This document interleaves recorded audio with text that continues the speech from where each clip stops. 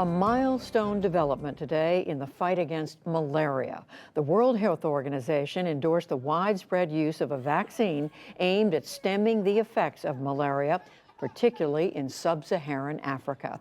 An estimated 400,000 people, the majority of them children, die from the parasitic disease each year. The new vaccine, which requires 4 shots, reduced the number of cases by 30%. Malaria is transmitted by the Anopheles mosquito, making it the most deadly animal on the planet. Miles O'Brien looks at efforts to tackle other diseases carried by a different breed of lethal mosquitoes. In most cases, there are no vaccines and precious few ways to control the mosquito population. His story begins in the Florida Keys, where scientists are testing a way to kill mosquitoes with mosquitoes. Bud Conlon won't set foot in his Key Largo garden without spraying on mosquito repellent. In June of 2020, he got sick with flu-like symptoms. You can't move. You are so sore. Everything aches, including your bones. Of course, he feared it was COVID, but it turns out he had dengue fever, a tropical viral illness so painful it is commonly called the bone crusher. Unfortunately, there's not a whole lot you can do about it. It is time limited and you can weather it out. Certainly made me confront my mortality. He was among about 70 neighbors infected with dengue. The virus has been steadily spreading in the Florida Keys for the past 10 years and now is starting to spike. The culprit is one of the most lethal animals on the planet, a mosquito called Aedes aegypti. Aside from dengue, it is a vector for Zika, chikungunya, and yellow fever.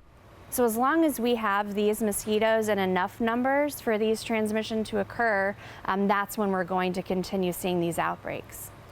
Andrea Leal is executive director of the Florida Keys Mosquito Control District.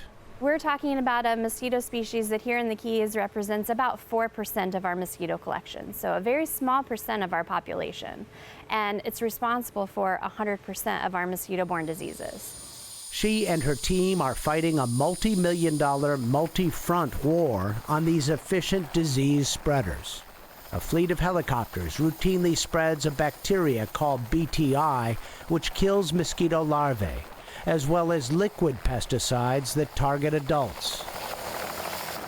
And on the ground, 35 foot soldiers march door to door on patrol for standing water, where the mosquitoes hatch.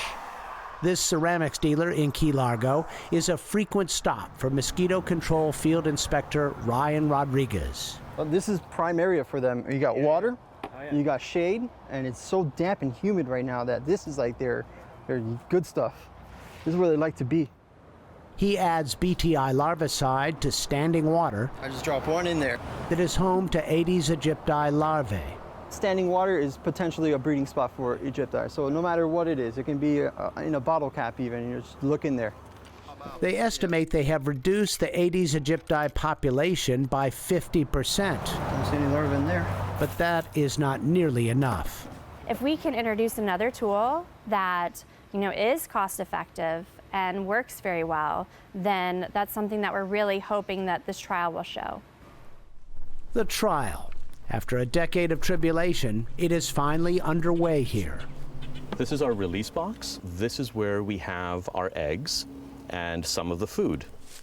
Entomologist Rajiv Vaidyanathan is director of U.S. programs for Oxitec, a company that produces genetically modified male mosquitoes with a gene lethal to females, which do all the biting. The male mosquitoes mate with the female mosquitoes, and when those females lay eggs, all of their males will live and their female progeny will die. Oxitec mosquitoes first flew in the field in Brazil and the Cayman Islands in 2010. The company claims dramatic reductions in the local mosquito population. In Brazil, public health officials are seeing reduced outbreaks of disease. Biochemist Nathan Rose heads regulatory affairs at Oxitec. We've seen in Brazil a 90% reduction in disease in the areas where we released our mosquitoes. against approximately a 50% reduction in other parts of the city where other control measures were potentially being used. Researchers the world over are watching the high-stakes Oxitec field trials very closely. What are we looking at in the bucket today? Kate Hill is a professor of entomology at Purdue University. Climate change, population growth, and travel patterns have put about half of the world's population in harm's way of mosquito-borne diseases. Human vector contact is increasing. The chance or risk of acquiring an infectious bite from a mosquito is also increasing. And unfortunately, we have a very limited set of tools to control mosquitoes and the diseases that they transmit. Oxitec's trial here is modest. They are releasing their modified mosquitoes at 6 locations, mostly to track their flight patterns. A second gene is added to them that makes them fluorescent, so they can be spotted under a microscope.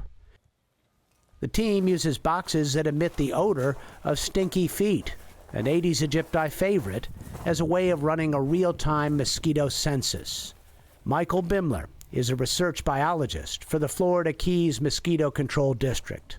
We try to get an idea of how much Aedes aegypti are breeding in a particular area. Look at those tiny little things. So those are fresh born, maybe a day old. And a mama can produce how many in one set of eggs? 1 to 300. Wow. For every female that we kill, we potentially can knock out 42,000. One female equates to 42,000 mosquitoes? Is that how you yeah. do it? How you Yeah. do the math? Wow. Yeah. That's the appeal of the Oxitec approach. And while a majority of people here support deploying GMOs for this purpose, the idea has its skeptics, even Bud Conlon. It would be a great alternative to spraying. You know, so often when we mess with Mother Nature, there can be unintended consequences. But yeah, I guess I would say I lean in favor of that, rather than spraying a lot of chemicals and having people getting dengue. If all goes well here, Oxitec will seek EPA approval for nationwide use, hoping its Randy boys with the killer genes can stem this growing threat to human health. For the PBS NewsHour, I'm Miles O'Brien in Marathon, Florida.